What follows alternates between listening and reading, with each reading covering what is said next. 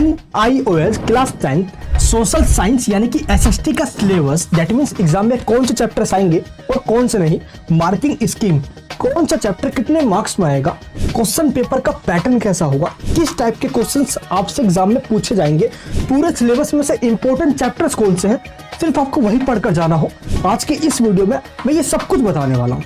इस वीडियो को आप एंड तक जरूर देखना, ये वीडियो आपको फेल होने से बचा लेगी, चाहे आप एग्जाम अक्टूबर, अप्रैल या ऑन डिमांड में दे रहे हो। मैं मनीष वर्मा, आप सभी का स्वागत है हमारे चैनल। न्यू एजुकेशन पॉलिसी के तहत NIOS बोर्ड के द्वारा जो न्यू एंड लेटेस्ट सिलेबस दिया गया है, उस सिलेबस में ये सारे चैप्टर्स है, जो चैप्टर्स आपको मैं यहाँ पे स्क्रीन पे दिखा रहा हूँ। सिलेबस का जो फर्स्ट चैप्टर है वो है एंशिएंट वर्ल्ड। इसी से आपकी पूरे सिलेबस की स्टार्टिंग होती है। आपके पूरे सिलेबस में जितने भी चैप्टर्स दिए गए हैं सोशल साइंस के अंदर, इसमें ancient history that means history का पार्ट भी है, जियोग्राफी भी है, भूगोल and civics that means political science, राजनीतिक विज्ञान भी है, और सबसे एंड में आता है आपका पॉलिटी का पार्ट। भारत के अंदर सरकार का क्या स्ट्रक्चर है, प्रधानमंत्री, राष्ट्रपति, इन सब की शक्तियां, that means president, prime minister, इन सब के क्या पावर्स है, इन सब के बारे में आप लास्ट के चैप्टर में पढ़ते हैं, जिसको हम पॉलिटी कहते हैं। तो ये सारे हमारे चैप्टर्स हैं आपके इस पूरे सिलेबस के अंदर। लेकिन न्यू एजुकेशन पॉलिसी के तहत आपके ऊपर सिलेबस का बर्डन ना हो, इसलिए पूरे सिलेबस को बाइफरकेट किया गया है। इसका मतलब होता है आपके इस पूरे सिलेबस में से कुछ चैप्टर आपके एग्जाम में आएंगे ही नहीं, इसलिए NIOS बोर्ड के द्वारा आपके पूरे सिलेबस को दो पार्ट्स में डिवाइड कर दिया गया है, जिसको कहा जाता है बाइफरकेशन ऑफ सिलेबस। इन दोनों पार्ट्स में पहला है TMA और दूसरा पब्लिक एग्जामिनेशन का कॉलम। TMA वाले कॉलम में जितने भी चैप्टर्स दिए गए हैं, इन चैप्टर्स के नेम आप यहाँ पे देख सकते हो। इन चैप्टर्स में से एक भी क्वेश्चन आपके एग्जाम में नहीं आएंगे। TMA का मतलब होता है असाइनमेंट्स, जिसको ट्यूटर मार्क असाइनमेंट कहा जाता है NIOS बोर्ड में। NIOS बोर्ड के द्वारा आपको 6 क्वेश्चन दिया जाता है और इन 6 क्वेश्चंस का आंसर आपको इस तरीके से A4 साइज शीट पे लिखकर आपको NIOS बोर्ड की वेबसाइट पे अपलोड करना होता है। और ये जो 6 क्वेश्चंस आपको दिए जाते हैं, ये 6 क्वेश्चंस आपको इन चैप्टर से दिया जाता है, जो TMA वाले कॉलम में जिन चैप्टर्स के नेम दिए गए हैं आप यहाँ पे देख सकते हो। इसलिए आपको ये चैप्टर्स नहीं पढ़ना, इसमें से जस्ट आपको असाइनमेंट बनाना होता है। असाइनमेंट के क्वेश्चंस का आंसर आप कहीं से भी देख के लिख सकते हो। हम खुद आपको सोल्व PDF देते हैं, आप उसमें से भी देख के लिख सकते हो। सोल्व PDF की लिंक जो डिस्क्रिप्शन बॉक्स में है। इसके बाद टर्म एंड एग्जामिनेशन कॉलम दिया गया है और इसके लिस्ट में जितने भी चैप्टर्स दिए गए हैं, यही चैप्टर्स है जो आपके एग्जाम में आएगा। और इन सभी चैप्टर्स के नेम आप देख सकते हो, ये वो चैप्टर्स है जो आपके एग्जाम्स में आने वाले हैं और इन्हीं चैप्टर्स को आपको पढ़ना होगा। आप NIOS बोर्ड की बुक्स को देखोगे तो चैप्टर नंबर 0 से स्टार्टिंग की गई है, तो 0 चैप्टर आपको नहीं पढ़ना और आपको लेसन फर्स्ट भी नहीं पढ़ना। क्यों? क्योंकि टर्म एंड एग्जामिनेशन कॉलम में लेसन फर्स्ट नहीं दिया गया। लेसन फर्स्ट आपका TMA वाले कॉलम में दिया गया है और ये चैप्टर से एग्जाम में नहीं आने वाला, तो ये चैप्टर भी आपको नहीं पढ़ना। लेसन 2 भी आपको नहीं पढ़ना, ये भी TMA वाले कॉलम में। आपको डायरेक्ट लेसन 3rd पढ़ना है, जो आपके एग्जाम में आएगा। 3rd के बाद 4th है, फिर 5th है, 6th, 7th, 8th, इस तरीके से सीक्वेंस में चैप्टर्स के नेम यहाँ पे दे दिए गए। 8 के बाद है 9, 9 के बाद है 10 और 10 के बाद 11 नहीं है और ना ही 12 है। ऐसा क्यों? क्योंकि ये देखिए 11 और 12 TMA वाले कॉलम में है, तो ये दोनों नहीं पढ़ना, आपको डायरेक्ट 13 पढ़ना है। तो इस प्रकार बाइफरकेशन ऑफ सिलेबस में आपको ये बता दिया गया है, TMA वाले कॉलम जितने भी चैप्टर्स के नेम दिए गए, इन चैप्टर्स को आपको नहीं पढ़ना है। और टर्म एंड एग्जामिनेशन जितने भी चैप्टर्स दिए गए हैं, ये सारे चैप्टर्स आपको पढ़ना है। अब हम देखते हैं कि कौन सा चैप्टर कितने मार्क्स में आपके एग्जाम में आने वाला है।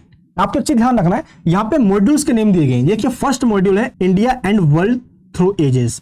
फर्स्ट मॉड्यूल के अंदर ये सारे चैप्टर्स हैं। तो मैं जो बताऊंगा अभी, मैं आपको ये बताऊंगा कि इस मॉड्यूल में जितने भी चैप्टर्स आते हैं, अगर आप इन चैप्टर्स को पढ़ लेते हो तो इन चैप्टर्स में से कितने मार्क्स के क्वेश्चन एग्जाम में आएंगे। तो मॉड्यूल वाइज वेटेज बताऊंगा अभी आपको, कि बहुत ज्यादा इंपॉर्टेंट है आपके लिए। इसको आप ध्यान से समझिए। ये आपका जो फर्स्ट मॉड्यूल है, इसको हिंदी में ये कहते हैं, आप नाम देख सकते हो यहाँ पे। फर्स्ट मॉड्यूल में टोटल 6 चैप्टर है और इन 6 चैप्टर से आपके एग्जाम में 32 मार्क्स के क्वेश्चन आने वाले हैं। ये होगा फर्स्ट मॉड्यूल। जो आपका सेकेंड मॉड्यूल है, सेकेंड मॉड्यूल में से आपके एग्जाम में 27 मार्क्स के क्वेश्चन आएंगे, जिसके लिए आपको सिर्फ 3 ही चैप्टर्स पढ़ने होंगे। एंड इसके बाद है थर्ड मॉड्यूल। थर्ड मॉड्यूल में से आपके एग्जाम में 28 मार्क्स का क्वेश्चन आएगा, जिसके लिए आपको 4 चैप्टर्स पढ़ना होगा।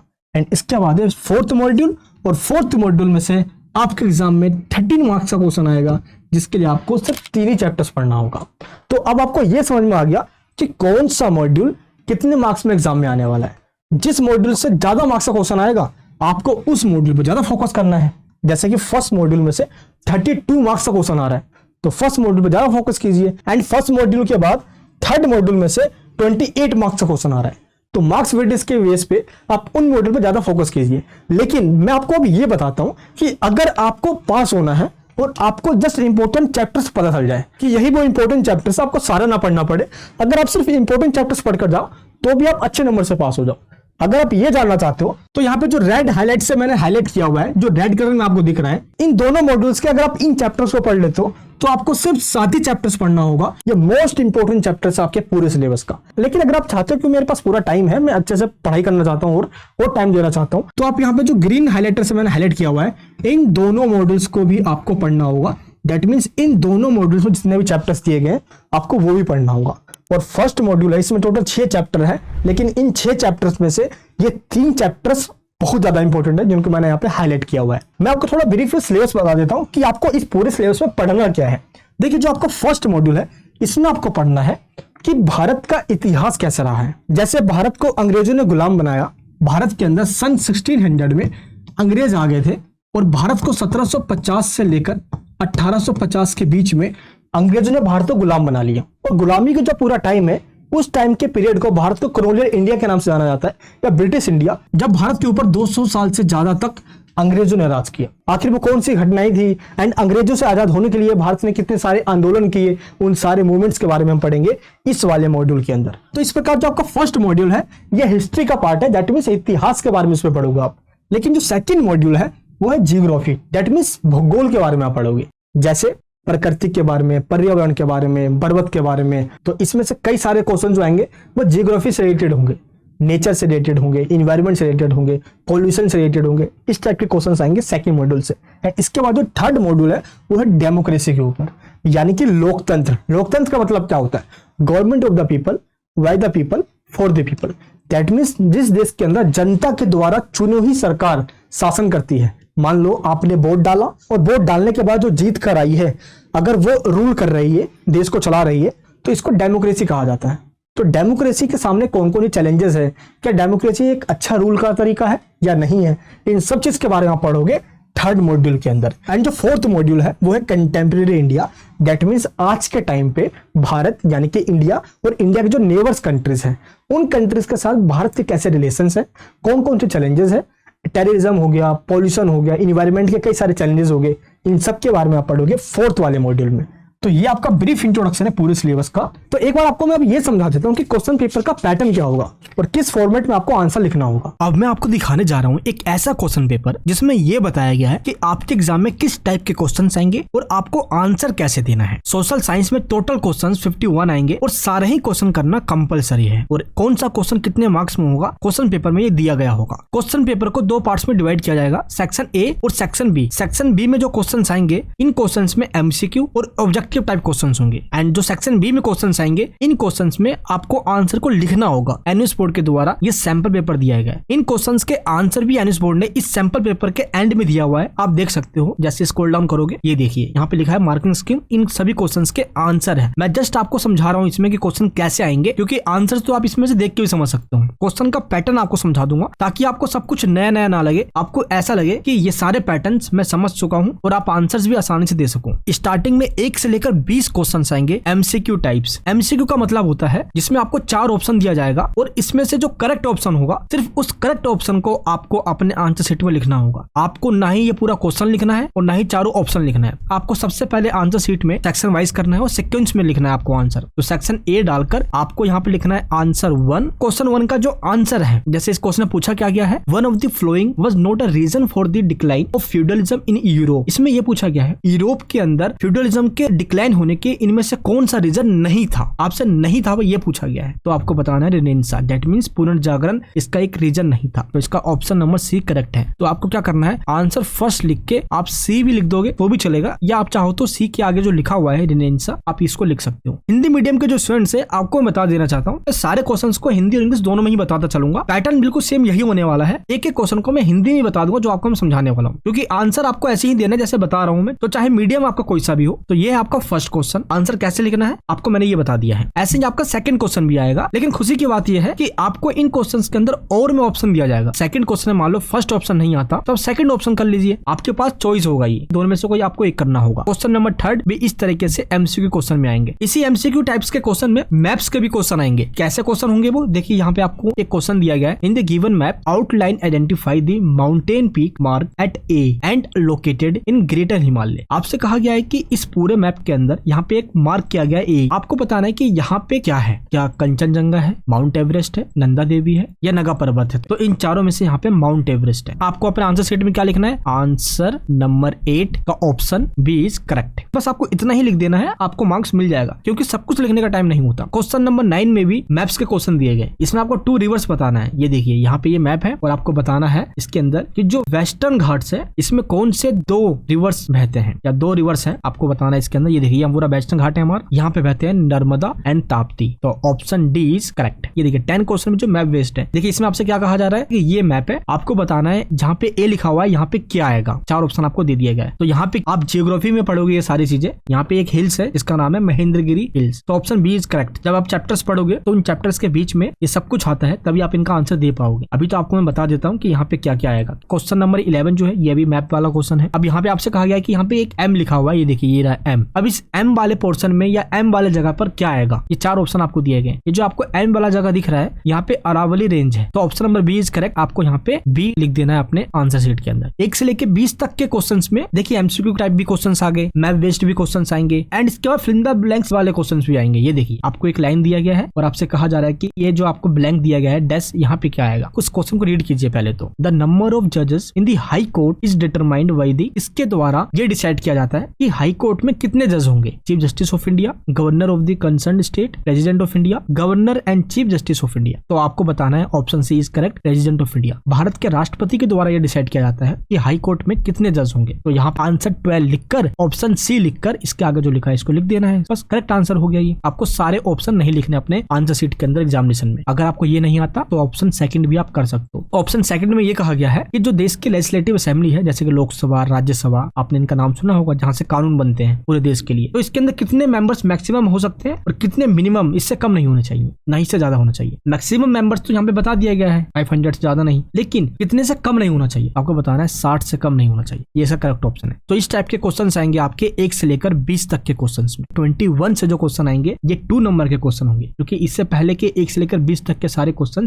1 मार्क के क्वेश्चन थे। अब बात करते हैं हम 21 से लेकर 35 तक, टोटल 15 क्वेश्चन आएंगे 2-2 नंबर के, जिसमें fill in the blanks type के क्वेश्चन दिए जाएंगे। इसमें क्या पूछा गया है, steam engine was invented by James Watt in the year, यानी कि जेम्स वॉट के द्वारा स्टीम इंजन का आविष्कार किया गया था, जिससे कि मशीनों में, कारखानों में, फैक्ट्रीज वगैरह के अंदर सामान बनते थे उस टाइम पे, तो वहीं से इसकी स्टार्टिंग हुई थी। और इसका इन्वेंशन कब किया गया था, आपको 4 ऑप्शन दिया गया, ये बताना है। तो इसका इन्वेंशन किया गया था 1769 में, जिसको इंडस्ट्रियल रेवोल्यूशन, औद्योगिक क्रांति के नाम से जाना जाता है। ऑप्शन नंबर बी इस करेक्ट ऑप्शन है, आपको सिंपल ये लिख देना है। तो इस टाइप के ही क्वेश्चन आएंगे फिल इन द ब्लैंक्स में, जैसे कि इसमें क्या कहा गया है, the policy of annexation cold, यहाँ पे डैश दिया गया, फिर एंड फिर डैश दिया गया, यानी कि अंग्रेजों के द्वारा राज्य को हड़प लेने की नीति अपनाई गई थी, इसको ही एनेक्सेशन कहा जाता है।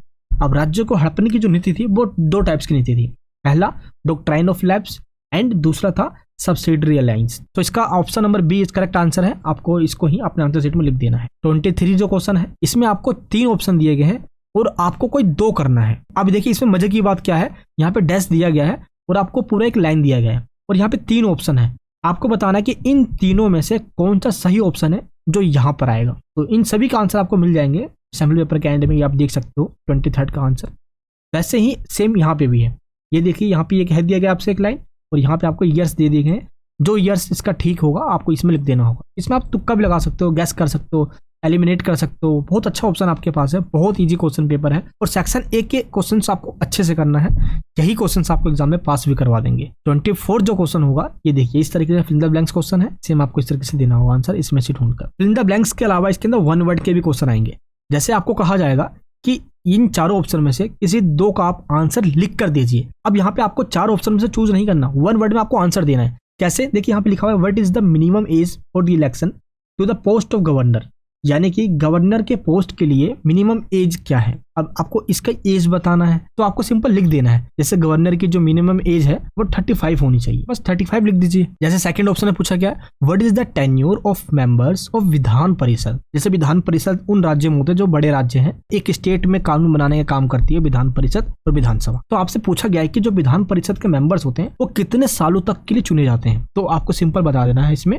6 ईयर्स के लिए। तो 1 वर्ड के आंसर होते हैं ये, ठीक है। अब 33 वाला जो क्वेश्चन है, मजे की बात है, इसमें ऑप्शन भी दे दिया गया है। देखिए what is the minimum age for the election to the post of president of India. President of India यानी कि भारत के राष्ट्रपति के पोस्ट के लिए मिनिमम एज क्या होनी चाहिए, तो आपको बताना है सिंपल 35। तो इन तीनों में से कोई एक चूज करके आपको बताना होगा। तो इस टाइप के ही क्वेश्चन आएंगे आपके सेक्शन ए में। अब हम बात करते हैं सेक्शन बी की। सेक्शन बी में जो क्वेश्चन आएंगे वो सेक्शन ए से अलग क्वेश्चन होंगे। अलग इन द सेंस इसमें जो क्वेश्चन होंगे उन क्वेश्चन के अंदर आपको ऑप्शन नहीं दिया जाएगा, और 36 से टोटल 2 मार्क्स के जो क्वेश्चन आएंगे वो 6 क्वेश्चन आएंगे, और इन 6 क्वेश्चन में आपको आंसर को लिखना होगा। अब जैसे इस क्वेश्चन में पूछा गया है कि right any 2 features of the permanent settlement. आपको इस क्वेश्चन में बताना है कि स्थायी बंदोबस्त के 2 विशेषताएं बताइए। अंग्रेजों के टाइम पे एग्रीकल्चर कृषि से संबंधित कानून बनाए गए थे, उसी कानून को परमानेंट सेटलमेंट के नाम से जाना जाता है। अब इसके 2 फीचर्स कौन से हैं ये देखिए आप। इस तरीके से बुलेट पॉइंट्स या 1, 2 डाल के 2 पॉइंट्स में आप आंसर दे सकते हो। तो इस तरीके से आपको आंसर लिखना होगा। अब सेक्शन बी में जितने भी क्वेश्चन आएंगे, अब 37 वाला क्वेश्चन देखिए आप। What was the main objective of सत्य शोधक समाज society of seekers of truth. यानी कि आपसे कहा गया है सत्य शोधक समाज जो बनाया गया था इसका मेन ऑब्जेक्टिव क्या था, ये रहा इसका आंसर। अब 38 वाला क्वेश्चन देखिए, इसमें भी how many fundamental rights are given in the Indian constitution. तो टोटल 6 फंडामेंटल राइट्स दिए गए हैं। अब इसके बाद बोला गया नेम एनी 2। अब 6 में से किसी 2 का आप नाम बता दीजिए, जैसे right to equality, right to freedom. ये हो गए 2 नंबर के क्वेश्चन।